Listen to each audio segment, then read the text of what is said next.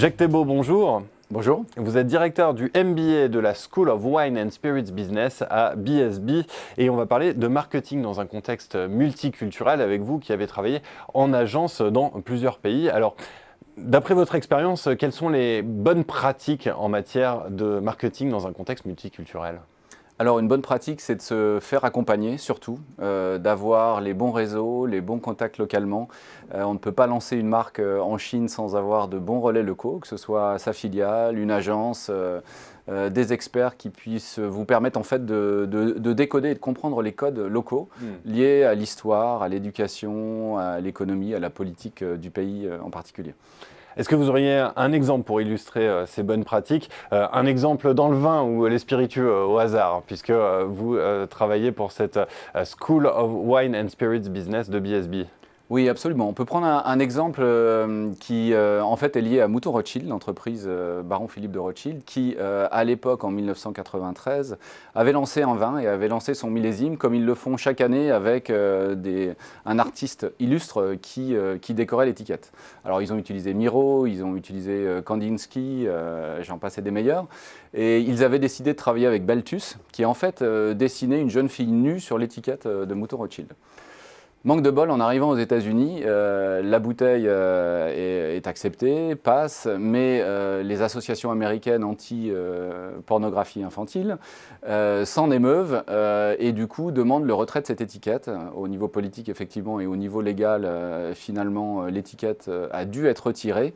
Et avec un petit peu ce manque de finesse, je dirais, de Mouton Rothschild sur cette situation particulière, ils ont dû vendre l'étiquette de Mouton Rothschild 1993 vide, sans le dessin de Balthus.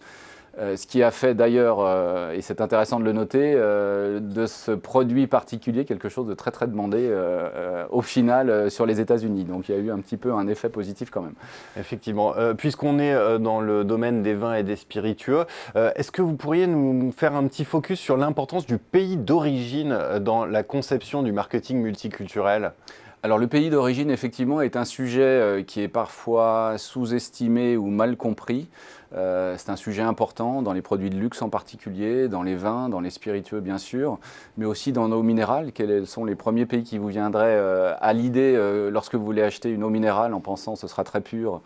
On ira probablement dans les Alpes françaises, on ira dans les îles Fidji peut-être, on irait aussi potentiellement en Nouvelle-Zélande, peut-être pas dans des pays asiatiques qui sont plus marqués par des sujets de pollution par exemple. Donc ce sujet est bien sûr très important, pour les spiritueux également, et on pourrait prendre l'exemple de la vodka Grey Goose, qui a été lancée il y a quelques années par un importateur américain, donc un Américain, lançant une vodka française pour le marché américain, avec l'idée de vendre cette vodka à peu près 2 fois au-dessus du marché et donc de la vodka la plus chère qui s'appelle Absolut ou qui s'appelait Absolut à l'époque. Donc positionnement très très haut de gamme. Positionnement vraiment ultra premium, $30 au lancement versus $17 pour Absolut, une vraie prise de risque. Et une prise de risque d'autant plus que cet importateur américain décide d'aller chercher le jus, la vodka, en France, dans la région de Cognac, avec effectivement une manière de produire vraiment tendant vers le très très haut de gamme, et des questions qui nous ont été posées à l'époque, qui étaient effectivement jusqu'où doit-on utiliser l'image France pour ce produit.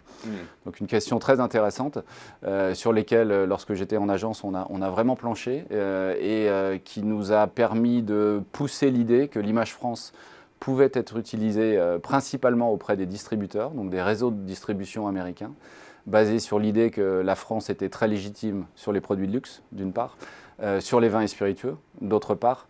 Et troisièmement, le marketing étant très présent dans les vodkas, on se disait qu'il n'y avait pas de raison de créer une nouvelle origine pour une vodka, sachant que d'autres vodkas, sans les citer, Smirnoff par exemple, c'est une marque américaine avec une perception très, très russe, Absolut vient de Suède, donc il y avait déjà beaucoup de pays d'origine pour la vodka, et la France pouvait aussi avoir sa vodka. Donc, Le succès de ces produits a été l'un des plus gros succès de lancement des spiritueux dans les 20-30 dernières années aux États-Unis.